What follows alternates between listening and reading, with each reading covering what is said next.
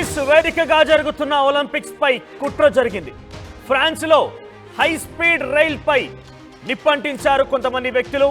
ఇక high speed rail network పై దాడులు చేశారు. కీలక ప్రాంతాల్లో రైల్వే ట్రాక్లు ధ్వంసమయ్యాయి. Railway కేబుళ్లు, signal బాక్సులకు నిప్పంటించారు. కేబుళ్లను ముక్కలు ముక్కలుగా చేసి తగలబెట్టేశారు గుర్తు తెలియని దుండగులు. వామపక్ష తీవ్రవాదులు లేదా పర్యావరణ ఆందోళనకారులపై అనుమానాలు వ్యక్తం చేస్తున్నాయి ప్యారిస్ భద్రతా సిబ్బంది. ఇక ఒలింపిక్స్ ప్రారంభ వేడుకలకు ముందు ఈ దాడులు జరిగాయి. దేశం నలుమూలలకు అనుసంధానం చేసే రైల్వే ట్రాక్ల టార్గెట్ గా అర్ధరాత్రి 1 గంట నుంచి తెల్లవారుజామున 5 గంటల 30 నిమిషాల వరకు కూడా ఈ విధ్వంసం జరిగింది. ఈ దాడులతో చాలా రైళ్లు రద్దయ్యాయి. మరికొన్ని రైళ్లు కూడా దారి మళ్లించారు అధికారులు. ఫ్రెంచ్ టీజీవీ నెట్వర్క్ ను స్తంభింపచేసేందుకే ఈ కుట్రకు పాల్పడినట్టుగా తెలుస్తోంది. అత్యంత కీలకమైన 5 ప్రాంతాల్లో దాడులు జరిగినట్టు వెల్లడించారు ఫ్రాన్స్ రైల్వే వ్యవస్థ.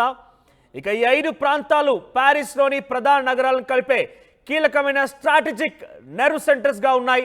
పెద్ద సంఖ్యలో రైళ్లు రద్దవడంతో ప్రయాణికులతో కిటకిటలాడుతున్న రైల్వే స్టేషన్లు అన్ని కూడా 80,000 మందికి పైగా ప్రయాణికులకు తీవ్ర ఇబ్బందులు పడుతున్నారు. ఇక ఈ దాడులపై కొనసాగుతున్న దర్యాప్తు.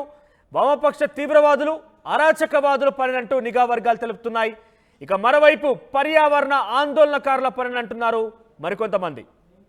ఇంకోవైపు ఈ ఒలింపిక్స్కు రష్యాను ఆహ్వానించలేదని, అందుకే ఈ దాడుల వెనుక రష్యా అధ్యక్షుడు పుతిన్ హస్తాన్ని కొట్టిపారేయలేమంటున్నారు భద్రతా నిపుణులు కూడా. సో ప్యారిస్ ఒలింపిక్స్ జరుగుతున్న నేపథ్యంలో రష్యా అధ్యక్షుడిని ఆహ్వానించలేదని, అందుకే ఆయన ఇటువంటి పనికి ఒడిగట్టి ఉంటాడంటూ కూడా కొంతమంది భద్రతా నిపుణులు కూడా అనుమానం వ్యక్తం చేస్తున్నారు. మరోవైపు ఈ పర్యావరణ ఆందోళనకారులు కూడా ఇటువంటి పని చేసి ఉంటారా, లేదంటే వామపక్షవాదుల, అరాచకవాదుల, తీవ్రవాదుల అంటూ కూడా ఆ నిఘా వర్గాలు అనుమానిస్తున్నాయి. ప్రస్తుతం ఈ దాడులపైన ఇంకా కూడా అక్కడ దర్యాప్తు కొనసాగుతూనే ఉంది.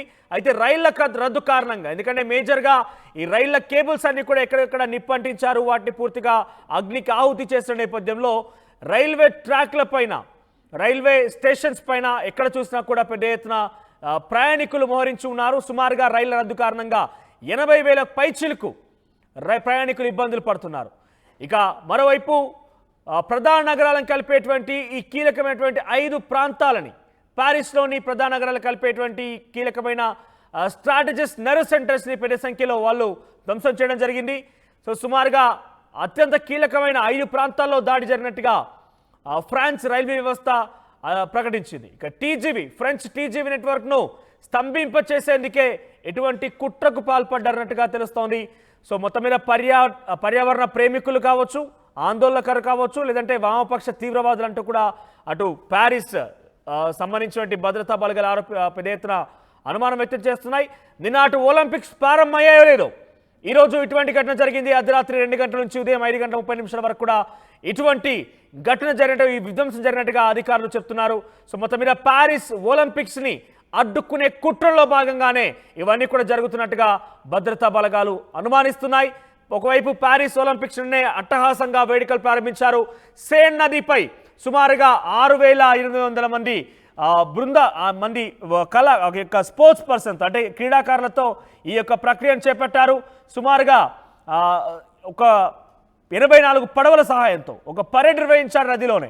సో ఒకవైపు అటు అట్టహాసంగా ప్యారిస్ ఒలింపిక్స్ ప్రారంభమయ్యాయి, మరోవైపు ఈ విధ్వంసం జరిగింది. అయితే ముమ్మాటికి ఇది ఒలింపిక్స్లో డెఫినెట్గా ఆ ప్యారిస్ ఒలింపిక్స్ జరగకుండా అడ్డుకోవాలని, లేదంటే అక్కడ జరిగేటువంటి ఈవెంట్స్ని కొంత ఆటంకం కలిగించాలని కుట్రలో భాగంగానే ఇటువంటి పన్నాగానికి పని ఉంటారంటూ కూడా చెప్తున్నారు. అయితే దీనిపైన రష్యా అధ్యక్షుడు ఆయన ఆహ్వానించలేదు, ఆయన్ని ముఖ్య అతిథిగా మనం పిలవలేదు కాబట్టి ఇటువంటి పన్నాగం పన్ని ఉంటారు అనే అనుమానంతో చాలామంది భద్రతా బలగాలు కూడా మాట్లాడుకున్న పరిష్కారం పడుతోంది. సో ఏమైనా కూడా ప్యారిస్ ఒలింపిక్స్ని అడ్డుకునే కుట్రలో భాగంగానే ఈ రకంగా జరిగిందంటూ కూడా ప్యారిస్ భద్రతా బలగాలు ఆరోపిస్తున్నాయి.